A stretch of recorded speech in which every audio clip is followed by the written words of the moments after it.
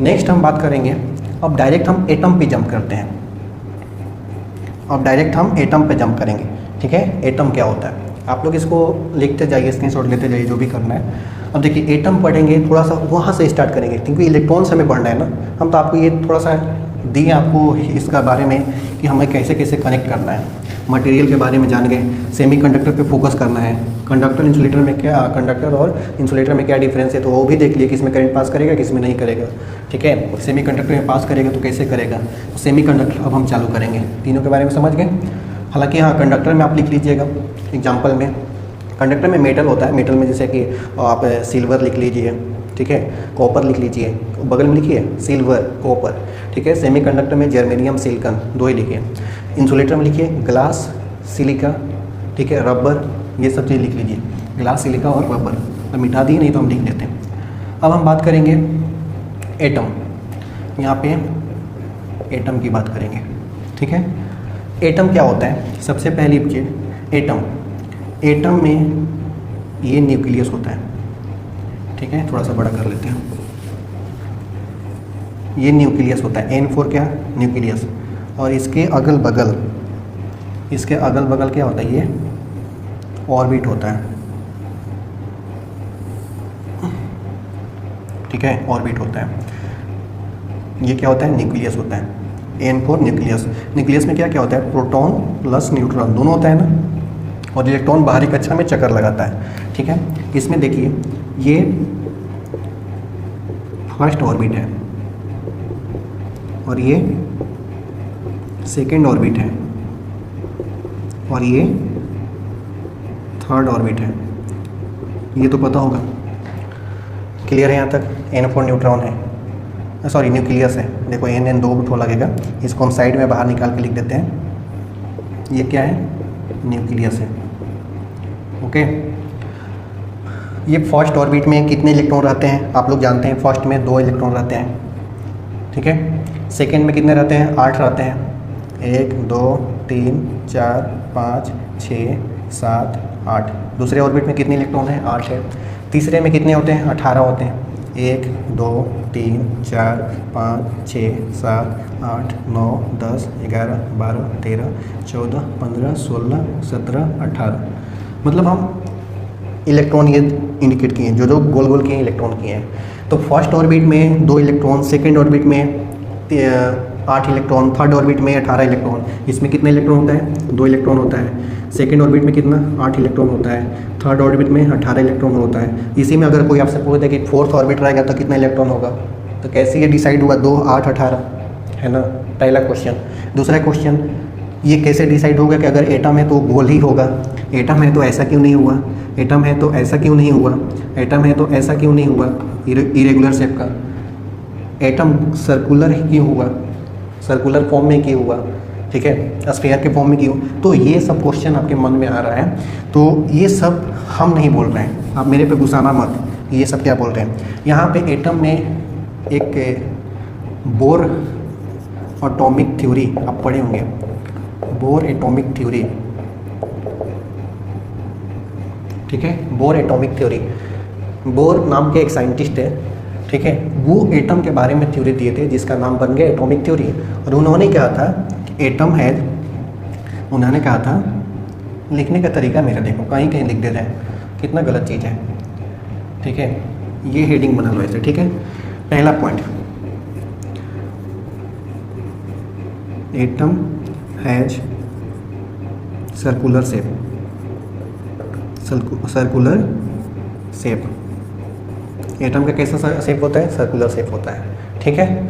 और इसके ऑर्बिट, हाँ, न्यूक्लियस में क्या होते हैं, दूसरा बात, न्यूक्लियस कंटेंस मतलब रखता है, nucleus contains proton and neutron, हो गया। ये न्यूक्लियस कंटेंट प्रोटॉन, न्यूक्लियस में क्या होता है, प्रोटॉन और न्यूट्रॉन दोनों होता है। और ये सब क्या है, इलेक्ट्रॉन है, ये सब क्या है, इलेक्ट्रॉन है। तीसरा पॉइंट लिख लो, इलेक्ट्रॉन रोटेट इन किस में, इलेक्ट्रॉन किस में रोटेट कर रहा है, तो ये ऑर्बिट है ना, electron rotate in orbit, and first orbit है 2 इलेक्ट्रॉन, सेकेंड ऑर्बिट है 8 इलेक्ट्रॉन, थर्ड ऑर्बिट है 18 इलेक्ट्रॉन, ये आप इसमें ऐड कर सकते हैं। ठीक है, ये 2 ही इलेक्ट्रॉन क्यों होगा? ठीक है, तो फर्स्ट ऑर्बिट है मतलब यहाँ पे क्या हो गया कि एन के वैल्यू 1 है, सेकेंड ऑर्बिट मतलब एन के वैल्यू 2 लो, थर्ड ऑर्बिट मतलब एन के वैल्यू 3 लो। तो इसके लिए एक फार्मूला आया है, और फार्मूला क्या है, अगर कैलकुलेट करना है कितना इलेक्ट्रॉन उसमें हो सकता है ऑर्बिट में, तो इसका फार्मूला है 2n², वेयर n बराबर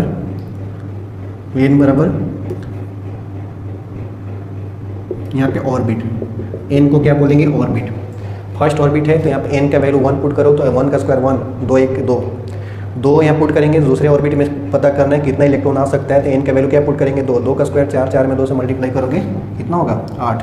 उसी तरीक़ा से तीसरे ऑर्बिट में कितने इलेक्ट्रॉन होंगे तो उसको पता करने के लिए यहाँ पे n का वैल्यू क्या रखेंगे 3, 3 का स्क्वायर 9, 9 2 जा 18, 9 में 2 से मल्टीप्लाई करेंगे तो क्या होगा 18। नेक्स्ट 4 आएगा तो 4 का स्क्वायर 16, 16 में 2 से मल्टीप्लाई करेंगे, फोर्थ में 32 इलेक्ट्रॉन होता है। ठीक है, तो ये चीज़ समझ में आ गया फार्मूला। साथ ही साथ एक चीज़ और पढ़ेंगे यहाँ पे, ये सब हो गया। कोई भी एटम का 2 चीज़ बहुत ही इंपॉर्टेंट होता है। एटम का पहला चीज़ होता है कि एटॉमिक नंबर, ठीक है, एक एटॉमिक मास, ये 2 चीज़ जानना जरूरी होता है। कोई भी एटम है, ये एटम है ना, इसका तो नाम नहीं दिए है, सिलिकॉन है, सोडियम है, क्या है नहीं पता है। ठीक है, तो यहाँ पे ये हम एग्जाम्पल भी लेंगे तो सिलिकॉन ही लेंगे। क्यों? सिलिकॉन एटम, ये किसका एटम है? सिलिकॉन एटम है, क्योंकि हमारा फोकस कहाँ पे सेमीकंडक्टर पे है। ठीक है, तो हम उसी तरह का एग्जांपल भी लेंगे। आप कोई भी ले सकते हैं, सोडियम भी ले सकते हैं, पोटेशियम, कुछ भी, हम सिलिकॉन एटम लिए। ठीक है, सिलिकॉन एटम का एटॉमिक नंबर कितना होता है? सिलिकॉन एटम का एटॉमिक नंबर कितना होता है? एटॉमिक नंबर 14 होता है। ठीक है, और एटॉमिक मास कितना होता है? इसका एटॉमिक मास 28 का अप्रॉक्स होगा, हम नहीं लिख रहे हैं, कंफर्म नहीं है। ठीक है, 28 ही होता है लेकिन हम कंफर्म नहीं है, 28 पॉइंट समथिंग कुछ होता है इस टाइप का। तो एटॉमिक नंबर 14 हो गया। ठीक है, इन्हें बोर्ड सामने बताया था कि एटॉमिक नंबर जो होता है वो बताता है नंबर ऑफ प्रोटॉन कितना है। अगर सिलिकॉन का ये एटम है तो सिलिकॉन का एटॉमिक नंबर कितना है? 14। तो इसमें नंबर ऑफ प्रोटॉन कितना होता है? 14। एटॉमिक नंबर बताता है क्या? नंबर ऑफ प्रोटॉन कितना है। ठीक है, और आपको ये भी पता होगा कि किसी भी एटम में नंबर ऑफ प्रोटॉन और नंबर ऑफ इलेक्ट्रॉन इक्वल होता है। सबसे की वर्ड अगर है कुछ चीज़ तो हम ये देखिए रेड पेन से लिख रहे हैं, ये हम रेड पेन से लिख रहे हैं, शायद नहीं दिखेगा क्या? दिखना तो चाहिए लेकिन कोई बात नहीं। देखिए हम यहाँ पे ब्लू पेन से लिख देते हैं, ब्लू पेन से लिख देते हैं। यहाँ पे की वर्ड है, इसको याद रखिए, क्या है? Number of proton is equal to number of electron. किसी भी एटम में ये फॉर्मूला एकदम याद रखिए कि नंबर ऑफ प्रोटॉन जितना होगा उतना ही नंबर ऑफ इलेक्ट्रॉन होता है, और नंबर ऑफ प्रोटॉन डिपेंड करते हैं कि एटॉमिक नंबर कितना है। अगर एटॉमिक नंबर 14 है तो नंबर ऑफ प्रोटॉन भी 14 होगा, नंबर ऑफ इलेक्ट्रॉन भी 14 होगा। मतलब आप एटॉमिक नंबर अगर याद रखें किसी भी एटम का तो उससे आप पता कर सकते हैं कि इसके अंदर कितना प्रोटॉन है और कितना इलेक्ट्रॉन है। ठीक है, एटॉमिक नंबर से आप पता कर सकते हैं कि इसके अंदर कितना प्रोटॉन है और कितना इलेक्ट्रॉन है। तो सिलिकॉन एटम के अंदर, ये सिलिकॉन एटम के अंदर एटॉमिक नंबर कितना हो गया? 14, यानी कि नंबर ऑफ प्रोटॉन कितना है? 14। नंबर ऑफ इलेक्ट्रॉन कितना है? अगर नहीं भी पता है तो कैसे पता करेंगे? जब एक चल गया पता तो दूसरा भी उतना ही होगा, क्योंकि ये फार्मूला में पता है। तो number of proton number of electron दोनों क्या है? इक्वल है, 14 है। क्लियर है? चलिए नेक्स्ट पॉइंट अब ये है कि इलेक्ट्रॉन, प्रोटॉन और न्यूट्रॉन, इस पे जाने के चार्ज कैसा होता है। ये मटेरियल 3 टाइप का चार्ज कैरियर होता है। ठीक है, किसी भी एटम में 3 टाइप का चार्ज कैरियर होता है।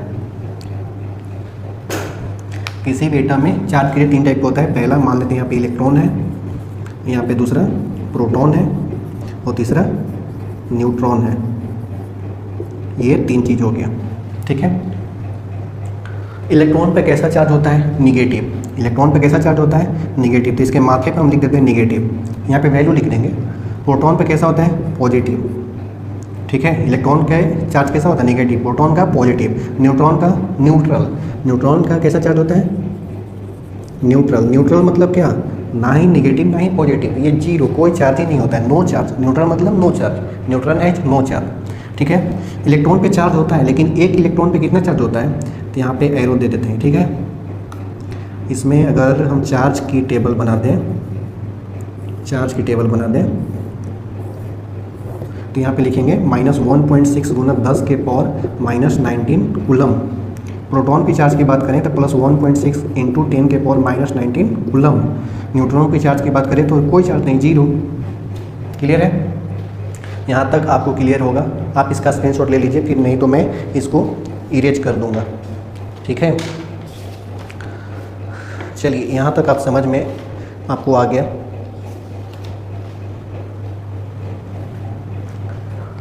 ये क्लियर हो गया चार्ज कितना होता है, किस पे कितना होता है।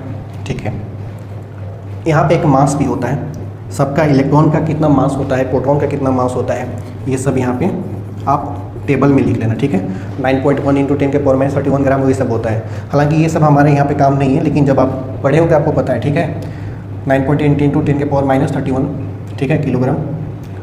उसके बाद देखिए यहाँ पे ये सब चीज़ तो हो गया, बेसिक चीज़ ये था, आपको पता है, फिर भी मैं बता रहा हूँ ताकि रिवाइज हो जाए, कुछ नया चीज़ सीखने को मिले, या फिर आप जो भी डाउट में हो आपको क्लियर हो जाए। ठीक है, और ये सब देख लेना, नंबर ऑफ प्रोटॉन को, नंबर ऑफ इलेक्ट्रॉन को, किसी एटॉमिक नंबर को जेड से रिप्रेजेंट करते हैं, नंबर ऑफ इलेक्ट्रॉन को, नंबर ऑफ प्रोटॉन को एन से करते हैं। तो इस टाइप से आप नोटेशन देख लेना, ये इंपॉर्टेंट नहीं है। ऐसा नहीं कि एटॉमिक नंबर जेड हो गया तो ये एन नहीं हो सकता, ये जेड नहीं हो सकता, कुछ भी हो सकता है, लेकिन रिप्रेजेंटेशन यहाँ पे उतना ज़रूरी नहीं है। बस ये कंसेप्ट आना चाहिए, इससे ये पता चल जाता है प्रोटॉन कितना, इलेक्ट्रॉन कितना है। ठीक है, तो चलिए यहाँ तक हो गया। अब मैं एक चीज़ और बता दूं कि इलेक्ट्रॉन की खोज किसने किया था, प्रोटॉन की खोज किसने किया था, न्यूट्रॉन की खोज किसने किया था। ठीक है, तो ये सब देखिए हम मिटाते जा रहे हैं, आप स्क्रीनशॉट ले लीजिए। चलिए, आई होप आप लोग ले लिए होंगे। तो यहाँ पे हम मिटा रहे हैं। यहाँ पे आपको बताएंगे कि इलेक्ट्रॉन की खोज किसने की थी। इलेक्ट्रॉन की खोज रदरफोर्ड। अब कोई हिंदी में मत बोलना भाई, ये सब रदरफोर्ड लिखने का। ठीक है, प्रोटॉन की खोज, अरे नहीं नहीं नहीं, गलत हो गया ना। इलेक्ट्रॉन की खोज जे थॉमसन। ठीक है, प्रोटॉन की रदरफोर्ड। देख लो, यही गलती होगा तो फिर आप लोग बोल रहे क्या बताते हो, आपको तो कुछ आता नहीं है। और न्यूट्रॉन की खोज जेम्स चैडविक। इलेक्ट्रॉन का खोज जे थॉमसन, प्रोटॉन का खोज रदरफोर्ड, न्यूट्रॉन का खोज चैडविक ने किया था। इन तीनों लोगों का नाम याद रखिएगा। ठीक है, इसको शॉर्ट में अगर याद रखना है तो याद रखिए ईंट पर नाच। इसको शॉर्ट में ऐसा याद रख सकते हैं। ठीक है, ईंट पर नाच। E for electron, T for electron की खोज कौन किया था, E for electron, T for Thomson. ठीक है, P फॉर पर, PR पर, P for proton, R for Rutherford. ठीक है, नाच, N फॉर न, C फॉर च, मतलब C से च होता है ना, तो पहला लेटर। न्यूट्रॉन को चैडविक। ईंट पर नाच, ईंट E फॉर इलेक्ट्रॉन, T से Thomson, proton Rutherford, neutron Chadwick. Clear है? तो ये आप इसको ट्रिक के फॉर्म में याद रख सकते हैं, ईंट पर नाच। क्लियर है? चलिए, हो गया। नेक्स्ट पॉइंट आपको यहाँ पे एक चीज़ समझना है, बहुत इंपॉर्टेंट समझना है, ये बहुत इंपॉर्टेंट आगे चीज़ आपको यूज होगा। अब यहाँ तक कहानी आप सब समझ गए। नेक्स्ट आपको मैं ये बताने जा रहा हूँ कि अब अभी यहाँ पे बताएं कि इस सिलिकॉन का एटम, ये किसका एटम है, सिलिकॉन का है, ये सिलिकॉन का है। सिलिकॉन का एटम में प्रोटॉन कितना है भाई, number of proton 14, number of electron कितना है 14। ठीक है, तो यहाँ पे प्रोटॉन हमारे पास कितना है 14, टोटल इसमें टोटल इलेक्ट्रॉन कितना है। हालांकि देखो, ओहो, यहाँ सिलिकॉन लिख दिए तो किसी कोई बोलेंगे कि एटॉमिक नंबर 14 है तो इतना सारा इलेक्ट्रॉन कहाँ से आएगा।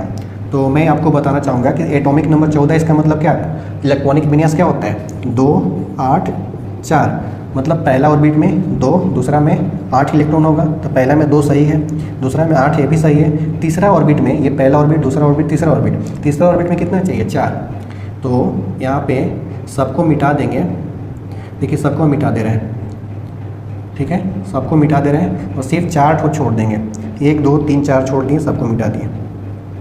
ठीक है, ये लास्ट वाला ऑर्बिट में कितना इलेक्ट्रॉन है 4 है। और स्पेशल अब ये किसका बन गया, अब स्पेशल ये सिलिकॉन का बन गया। ठीक है, चलिए, अब ये सिलिकॉन का स्पेशल एटम बन गया। इसमें बताइए कि प्रोटॉन की संख्या कितना है 14, इलेक्ट्रॉन कितना है, तो देख लो ना, इलेक्ट्रॉन नंबर ऑफ इलेक्ट्रॉन कितना है 14, काउंट करो, पहला में 2, दूसरा में 8, 1 2 3 4 5 6 7 8, तीसरा में 4, 14। ठीक है, तो प्रोटॉन 14, यहाँ पे देखो प्रोटॉन कितना है 14 और इलेक्ट्रॉन, अच्छा, एक प्रोटॉन पर इतना कूलम का चार्ज है तो 14 पे कितना होगा टोटल चार्ज कितना होगा प्रोटॉन पे सिर्फ प्रोटॉन पे टोटल कितना होगा, प्रोटॉन टोटल लिखिए मतलब 14 गुना 1.6 गुना 10 के पावर -19। ठीक है, इसको कैलकुलेट करोगे तो 14 में अच्छा छोड़ दो 1.6 है ना। प्रोटॉन पे चार्ज कितना हो गया, इतना हो गया।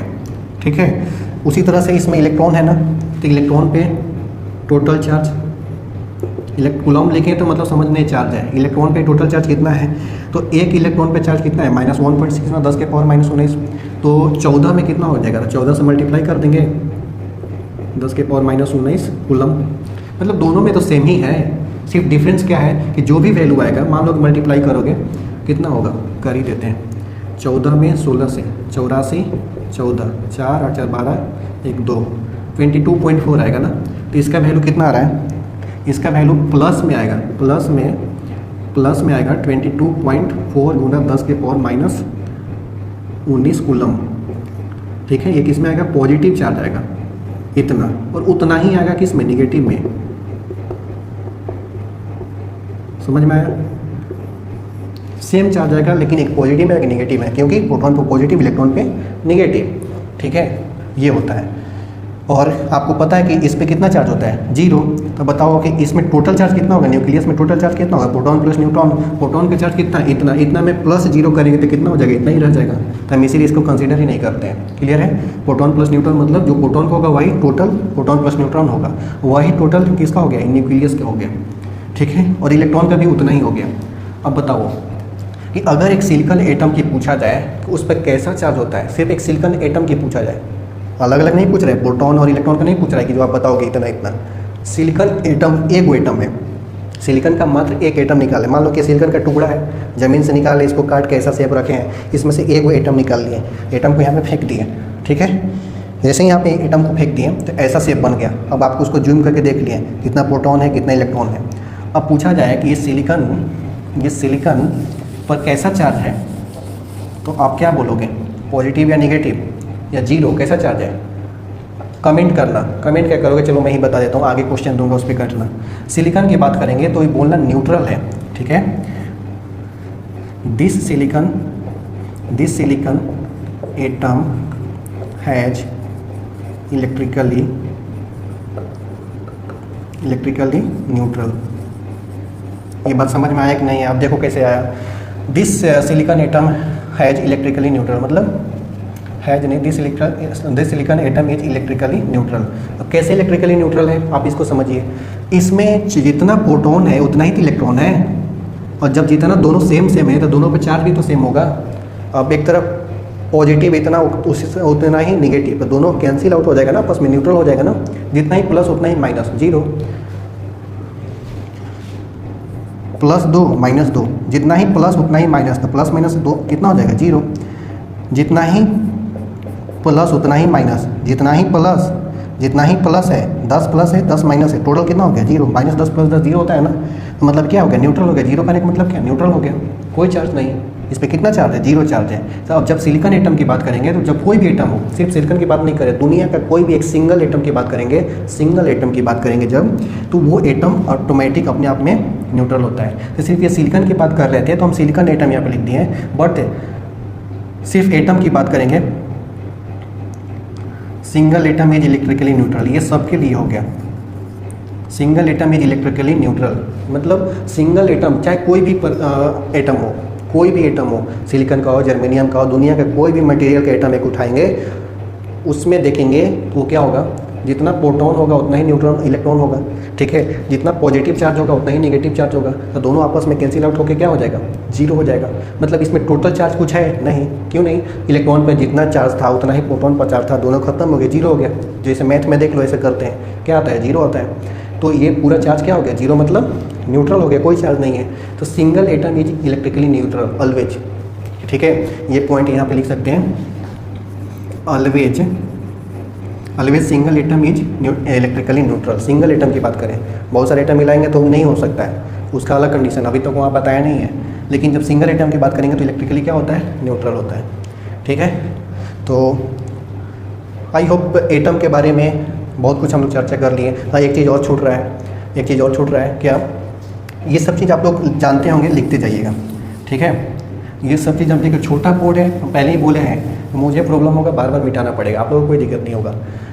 अब देखिए इसमें क्या है, ये पहला इलेक्ट्रॉन जो यहाँ पे है इस न्यूक्लियस से कितना दूरी पे है, इसके लिए दूरी ये मान लेते R है, और ये वाला इलेक्ट्रॉन सबसे लास्ट ऑर्बिट वाला इलेक्ट्रॉन जो है इसका दूरी मान लेते हैं बड़ा R है, ये छोटा R है, ये बड़ा R है, बीच में भी है, इसका भी कुछ ना कुछ दूरी होगा ना, तो ये दूरी इससे ज़्यादा होगा, इससे कम होगा, मतलब न्यूक्लियस से पहला ऑर्बिट है तो उसके बीच का कुछ दूरी होगा, दूसरा ऑर्बिट है तो दूसरा ऑर्बिट का जो इलेक्ट्रॉन होगा इसके बीच की दूरी इतना है, तीसरा ऑर्बिट है, तीसरा ऑर्बिट के इलेक्ट्रॉन से न्यूक्लियस से दूरी काफ़ी दूरी है। तो अब बताइए ये न्यूक्लियस में कितना चार्ज है, टोटल ओवरऑल चार्ज की बात करें तो पॉजिटिव है ना, सिर्फ न्यूक्लियस की बात करें तो पॉजिटिव चार्ज लेकर बैठा है, ठीक है। तो ये क्या करता है कि इसके पास पॉजिटिव है, इसके पास नेगेटिव है, तो जब पॉजिटिव नेगेटिव एक साथ आएंगे, देखो मेरे शर्ट ख़राब हो गया भाई वीडियो बनाने के चक्कर में, कैप ओपन है, तो जब पॉजिटिव नेगेटिव दोनों एक साथ आएंगे तो अट्रैक्ट होगा, आप पढ़े हो ना, सेम में रिपल्सन, डिफरेंट में अट्रैक्शन, समझ रहे हो ना। तो यहाँ पे इलेक्ट्रॉन पर नेगेटिव चार्ज है और प्रोटॉन पे कैसा है, पॉजिटिव है, मतलब पूरा न्यूक्लियस ही कैसा है, पॉजिटिव है। तो ये प्रोटॉन के पास 14 है ना, हमेशा के लिए 14 है, लेकिन ये पहला ऑर्बिट में 14 है क्या, नहीं है, नहीं है ना, ये टोटल मिला के ना 14 है। हम क्या बोल रहे हैं कि पहला ये न्यूक्लियस है, न्यूक्लियस में टोटल कितना इलेक्ट्रॉन है, पॉजिटिव चार्ज है, और कितना है टोटल, उतना है, प्लस 22.4 के पावर -19 कूलम है ना टोटल इसके पास। लेकिन इस इलेक्ट्रॉन की बात करें, इस इलेक्ट्रॉन की बात करें, 2 ही इलेक्ट्रॉन है, 2 इलेक्ट्रॉन मतलब क्या, इसमें मल्टीप्लाई कर दो, 16 में 2 से -3.2, कहाँ ये 14 मतलब कहाँ ये 22.4 × 10 के पावर -19 कूलम इसके पास, और पहला ऑर्बिट में ओनली 32 मतलब 3.2 × 10 के पावर -19, 2 से मल्टीप्लाई करो भाई, जब पहला ऑर्बिट में 2 इलेक्ट्रॉन है तब टोटल इसका एनर्जी कितना है, -3.2 × 10 के पावर -19 कूलम, टोटल इसके पास कितना चार्ज है, कम है। तो यहाँ पे नेगेटिव है, यहाँ पे पॉजिटिव है, ये पॉजिटिव वाला इसको अट्रैक्ट करेगा, अपने तरफ खींचेगा, ठीक है, क्योंकि इसके पास एनर्जी ज़्यादा है, ये इसको क्या करेगा, खींचेगा, ये खींचेगा, तो खींचेगा तो कुछ बल लगेगा। मान लो ये पेन है, एक चुंबक है, एक यहाँ पे चुंबक है, दोनों को नज़दीक लाते हैं तो एक दूसरे खींचता है, ठीक है। तो कोई भी चीज़ एक दूसरे को खींचता है तो उसमें दोनों में कुछ ना कुछ तो फोर्स लग रहा है, मतलब बल लग रहा है। तो यहाँ पे बल की फार्मूला हम निकालेंगे, F बराबर, तो F बराबर क्या होगा कि इसका नेगेटिव चार्ज है ना, तो इसको हम लोग मान लेते हैं क्या, इलेक्ट्रॉन पे जो चार्ज है इसको मान लेते हैं Q1, और जो प्रोटॉन पे चार्ज है ये डिफरेंट है, ये देखो नेगेटिव है और ये पॉजिटिव है, इसको मान लेते हैं Q2, मतलब 2 Q1 मतलब Q मतलब चार्ज, 2 अलग अलग चार्ज, Q1 Q2 मतलब क्या, दोनों अलग अलग चार्ज है, एक नेगेटिव है तो एक पॉजिटिव है, तभी तो दोनों के बीच में फोर्स लगेगा, अट्रैक्शन फोर्स लगेगा, ठीक है। और वो अट्रैक्शन फोर्स जो होगा वो दोनों के गुणनफल के समानुपाती होगा। जो भी अट्रैक्शन फोर्स होगा, जो भी Q1 Q2 है, Q1 का मतलब जो भी अपोजिट चार्ज है, नेगेटिव पॉजिटिव वाला, इसके पास नेगेटिव है इसको हम Q1 मान लिए, इसके पास पॉजिटिव है इसको हम लोग Q2 मान लिए, तो दोनों का गुणनफल के समानुपाती, ठीक है, मतलब दोनों को मल्टीप्लिकेशन के डायरेक्टली प्रोपोर्शनल है। लेकिन इसके बीच का जो दूरी है R, ठीक है, इसके बीच का दूरी जो है R, उसके स्क्वायर के इन्वर्स की प्रोपोर्शनल होता है, ठीक है। पहला कंडीशन ये है कि दोनों के चार्ज जो है, चार्ज का गुणनफल के डायरेक्टली प्रोपोर्शनल है। अगर डिस्टेंस की बात करें तो डिस्टेंस मतलब इन्वर्सली प्रोपोर्शनल है, स्क्वायर करके उसका इन्वर्सली प्रोपोर्शनल है, ठीक है। तो ओवरऑल हम दोनों का ये कंबाइन करके लिखें, ओवरऑल दोनों के कंबाइन करके लिखें तो हम डायरेक्ट ये पाते हैं कि F inversely directly proportional to Q1 into Q2 divide by R square, ठीक है। ये हो गया हमारा फोर्स का फार्मूला। और ये किसने दिया था, कूलम ला, ठीक है, ये कूलम ला ने दिया था। कूलम आप 10th 12th में कभी पढ़े होंगे, कूलम का नियम क्या है, तो वो बोलते हैं जब 2 विपरीत आवेश, विपरीत मतलब एक पर नेगेटिव चार्ज एक पर पॉजिटिव चार्ज, जब 2 विपरीत आवेश हो तो उसके बीच एक बल लगता है। और वो बल का क्या परिभाषा है कि जब 2 असमान आवेश का, जब 2 असमान मतलब डिफरेंट, जब 2 असमान आवेश हो तो उनके बीच के गुणनफल के समानुपाती तथा उनके बीच के दूरी किसे रिप्रेजेंट कर रहे हैं, आर से, उनके बीच के दूरी के वर्ग के अनुक्रमानुपाती होता है। मतलब आप ये हम 12th में याद मतलब पढ़े थे ऐसा, ठीक है। दोनों चार्ज के गुणनफल के समानुपाती, उनके बीच के दूरी मतलब आर, उसके वर्ग के व्युत्क्रमानुपाती होता है। तो फाइनली ये इक्वेशन बना, मतलब दोनों के बीच का फोर्स जो होगा इतना होगा, ठीक है। तो चलिए यहाँ तक हम लोग स्टॉप करते हैं, क्योंकि बताने के लिए बहुत कुछ है। हर एक छोटा बात देख रहे होंगे आप कि मैं डिस्कस कर रहा हूँ, कोई भी टॉपिक जो मतलब इसमें से क्वेश्चन बन सकता है वो मैं पूरा कवर करते हुए जा रहा हूँ, आप उसको लिखते जाइए। हालांकि बोर्ड मेरा छोटा है, बार बार मिटाना पड़ रहा है, ये थोड़ा मेरे लिए प्रॉब्लम है।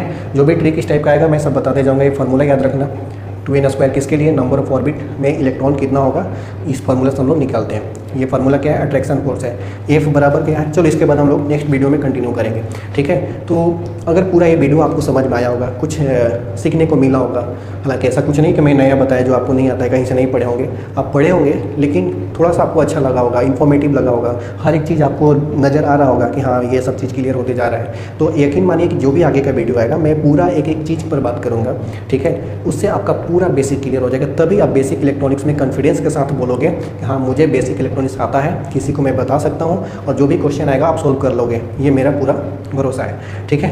तो आप भी मेरे पे भरोसा रखिए, और जो भी यहाँ पे कुछ गलती हुआ है आप उसको कमेंट में कीजिए। ऐसा नहीं गलती नहीं होगा, गलती मेरे से भी होगा तो आप कमेंट में कीजिए, नहीं तो अगर सब कुछ सही लगा तो आप मुझे कमेंट में सलाह दीजिए, कुछ डाउट है तो पूछिए, ठीक है। और वीडियो अच्छा लगा तो लाइक सब्सक्राइब शेयर ये सब अपना काम करिए, मैं अपना काम करूँगा, ठीक है। नेक्स्ट वीडियो के लिए आप ग्रुप में बोलिए, ठीक है।